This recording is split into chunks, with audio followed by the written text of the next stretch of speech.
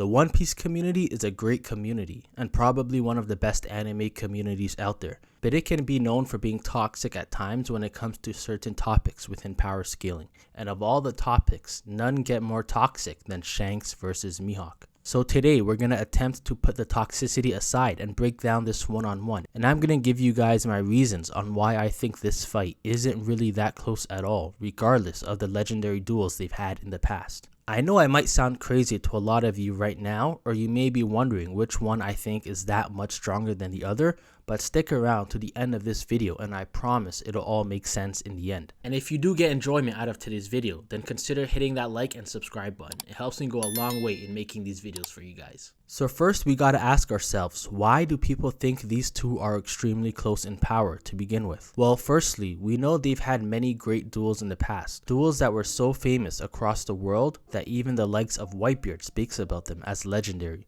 And although we were never given the outcome of these duels, they are suggested to have been draws or extremely close encounters with no real or definitive winner, as it's implied that Mihawk still needs to settle things with Shanks when he visits to show him Luffy's new wanted poster. We also know that these duels happened pretty early on into Shanks' pirating career post Roger Pirates, but we'll dive more into that later. And these men are also roughly the same age, with Shanks being just 4 years the younger, and Oda giving them both the same birthday of March 9. So it's very clear these two are established from the get-go to be arch rivals, at least from a portrayal standpoint. And you can even find some parallels and opposites in their introductions and first appearances, with Shanks having a great impact on Luffy and sharing a promise with Luffy that he will one day return the straw hat back to Shanks when he matches or surpasses his greatness, doing so by saving his life. And Mihawk, by almost taking Zoro's life, instills a different but just as strong of a promise in Zoro, that they will also one day meet again when Zoro matches or surpasses Mihawk in strength, and he will give Mihawk the fight he's always been looking for.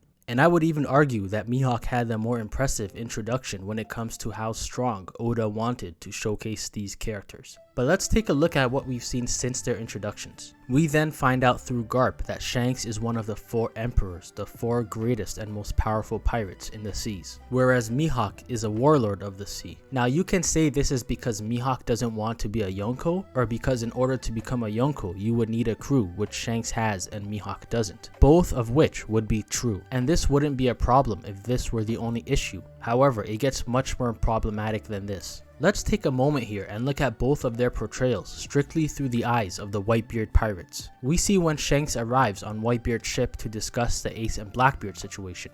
He leaves his crew behind and boards the ship by himself. In doing so, he uses a tremendous amount of Conqueror's Haki, to the point where he is knocking out countless Whitebeard pirates without raising a finger, and even going as far as to damage the ship itself. We see Marco and Jozu, Whitebeard's 2 best and strongest men on his ship, telling the newer members to get inside or they'll be knocked out as well. And as he comes closer, we see the experienced pirates are able to remain conscious and stand in his presence. Even in that moment, where Shanks is completely alone, surrounded by the entirety of the Whitebeard pirates, one of the most experienced and intimidating crews in the world, with the world's strongest man himself at the front. We see Jozu ask Whitebeard if they should leave him alone with Shanks, with Whitebeard giving them all permission to leave because he doesn't believe Shanks will try anything stupid. This just goes to show how seriously they take a man like Shanks. And we all know how this moment ended. With Shanks and Whitebeard having such a legendary clash, we see the sky split from above for the first time ever, implying these 2 men were on equal ground. Now let's take a look at Mihawk's case in Marineford. We see Mihawk is eager to send an attack on Whitebeard very early on in the war. This surprised everyone on both sides of the war, since Mihawk isn't a man known for taking interest in most things. There must have been a good reason why he would do this, and Mihawk states that that reason is to measure the true distance between that man and us.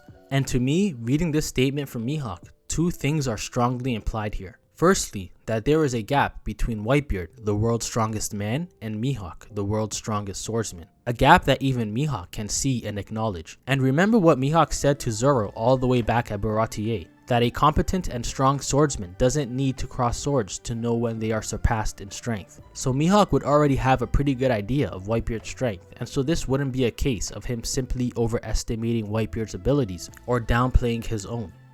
And secondly, it applies that Mihawk is actually closer in strength to the others, whether it be the warlords or the admirals or whoever else he may have been referring to on his side of the battlefield, than he is to Whitebeard. He sees Whitebeard as a separate entity above all others and completely untouchable. And we even see Whitebeard live up to this, having no need to even raise a finger when attacked by the likes of Mihawk and Kizaru, and having his subordinates deal with it instead. Whitebeard didn't feel the need to match Mihawk's slash with an attack of his own, even if just to show or prove that he is just as strong, if not stronger. He simply just stands there, smiling almost arrogantly as Jozu steps in and deals with the attack instead. Whereas with Shanks, Whitebeard has a sense of pride to him, pride in his name and reputation. He tells his crew to leave him alone with Shanks, and when Shanks challenges him the same way Mihawk did, he gets up almost instinctively, screaming out that he is Whitebeard with a strong sense of pride as he clashes with Shanks and splits the skies. It's as though there is a sense of honor on the line, and the pride in Whitebeard to prove he is still the top dog comes out when faced against Shanks.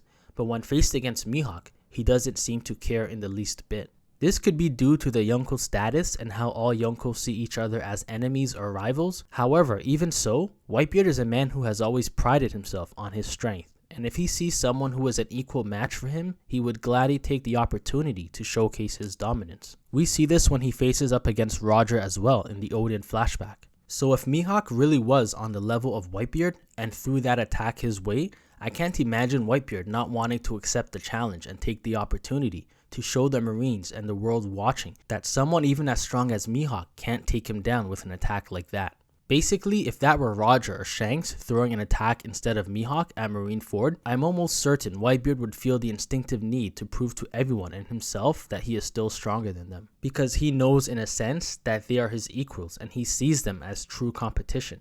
And this simply isn't the case with Mihawk. Commanders like Marco and Jozu are meant to be flexing at the mere fact of being conscious around Shanks. Since most of the Whitebeard pirates were dropping like flies, the simple fact that they managed to stay standing and conscious around Shanks was a flex in and of itself. Whereas with Mihawk, Jozu casually blocks his attack with the utmost confidence. And when Marco sees Mihawk on the hunt for Luffy, he doesn't even go after Mihawk himself, but practically delegates the task to Vista, a lower ranking commander. I can't even imagine in any world whatsoever where Marco would send Vista to fight someone like Shanks. Yonko title aside, just out of respect for Shanks' strength and reputation, I think Marco would never be able to do that. Marco sees Shanks as an equal presence to Whitebeard.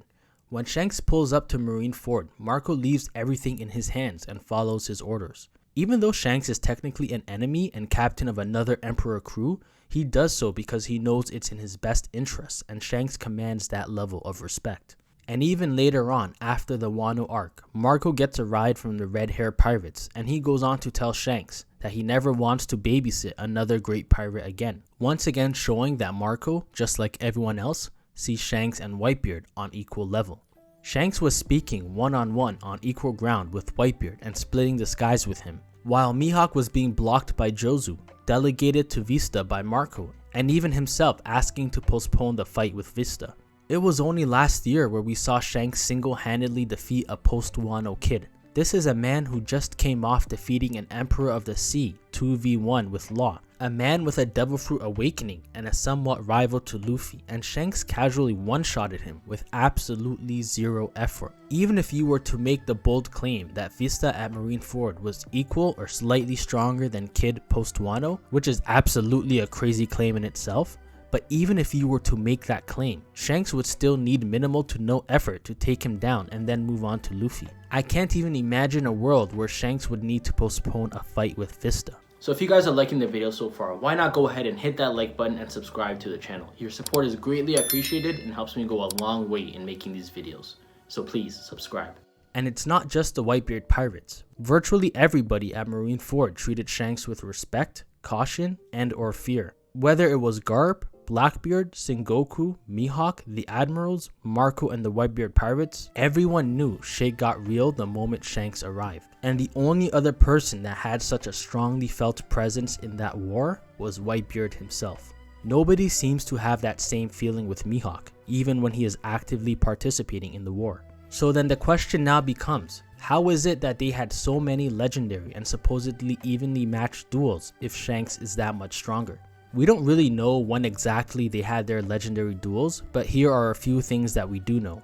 We know that Mihawk lost interest in dueling Shanks once he lost his arm, as he claims to have no interest in fighting a one-armed man. And we know Shanks lost his arm 12 years prior to the current timeline during the Romance Dawn arc when Luffy was only 7 years old. We also know that in that time, Shanks had a 1 billion berry bounty, which is a quarter of the bounty he has now. And we also know from chapter 957 that Shanks has been a Yonko for only 6 years, which means that when he lost his arm would have been 6 years prior to becoming a Yonko. So in the time since Shanks lost his arm, his bounty quadrupled and he became a Yonko and gained 12 years of experience in that time. Whereas with Mihawk, he was already the world's strongest swordsman at the time of dueling Shanks, and he still is now. Nothing new has really changed with him. And of course Mihawk would have gotten stronger too.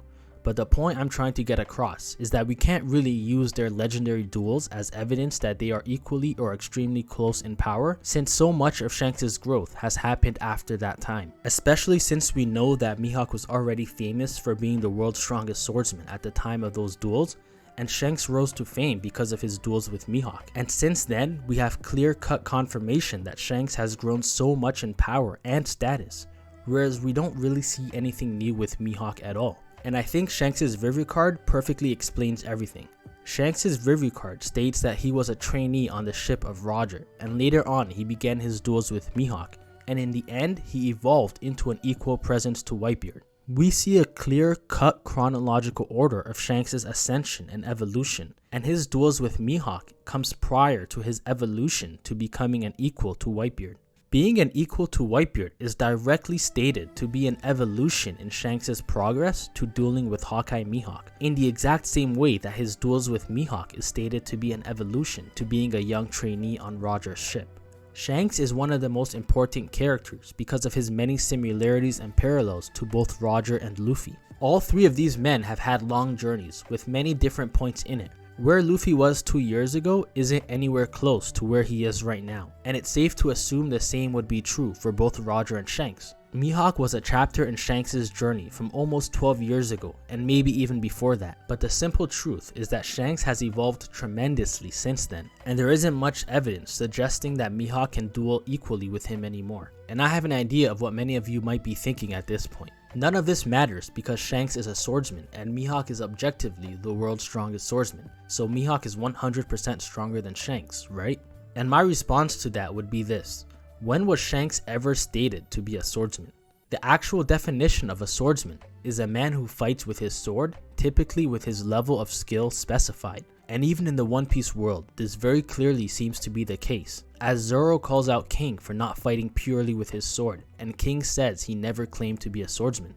So we don't actually know with any certainty whether or not Shanks is a swordsman, and I would argue there is far more evidence suggesting he actually isn't a swordsman. We know that Shanks specializes in hockey more so than anything else, including swordsmanship. We even see Oda in an SBS hesitant to call him a swordsman and tease the idea of Shanks having a completely different fighting style.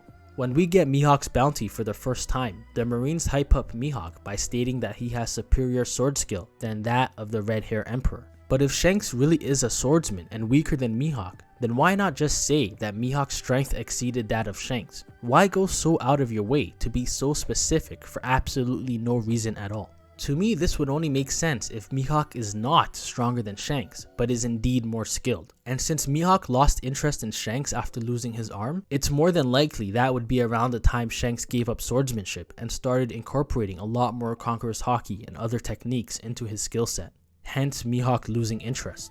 And lastly, we get a detailed explanation on what it means to be a swordsman early on by both Mihawk and Zoro's trainer in his dojo back in his village. And according to their own words, a swordsman is someone who can cut with grace, protecting what you want to protect while cutting what you want to cut. A perfect example of this would be Zoro dragging his sword through a leaf without cutting it, but just a few moments later cutting through iron with the same sword. Or Odin being able to cut the mountain god clean in two, but leaving no internal damage whatsoever that the boar was able to be stitched back in two and survive the attack. These instances were possible because they were able to cut what they wanted and not cut what they wanted. Whenever we see Shanks, he is always shown to be flexing his haki so strongly that those around him who he intends not to harm end up falling unconscious. When he attacks Kid, His haki was so strong it was inadvertently knocking out others around the attack. When he uses his haki on Green Bull, his haki is so strong it knocks out his own crew members. And we saw with Rayleigh back in the auction house that he intentionally and awarely chose who he wanted to knock out with his Conqueror's haki and who he wanted to protect and leave unharmed by it. So we know for a fact that it's possible to tame. But Shanks doesn't seem at all to possess this skill, especially not when he's angry. It seems as though in the case of Shanks, his power is just too much that even he cannot tame it when it's fully released, and even those around him could be in potential danger. This is probably why he chose to leave his crew behind when he knew he was going to use Conqueror's haki on Whitebeard's ship. So by the definition of a swordsman, Shanks, if anything, comes off as the complete opposite. And with the swordsmanship arguments aside, there's virtually nothing else suggesting Mihawk even hangs with the modern day Shanks, let alone surpassing him. So how do you guys see this fight going, and how close do you think it would be if they were to go toe to toe once again today? Let me know in the comments below.